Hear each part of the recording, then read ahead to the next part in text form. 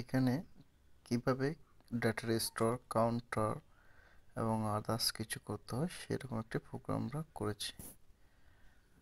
এরকম প্রোগ্রামগুলো ইনশাল্লাহ আমাদের ট্রেনিং সেন্টারে বর্তমানে আপডেট কিছু প্রোগ্রাম শেখানো হচ্ছে, যা আপনার জন্য খুবই উপযুক্ত এবং ইন্ডাস্ট্রির জন্য খুব উপযুক্ত।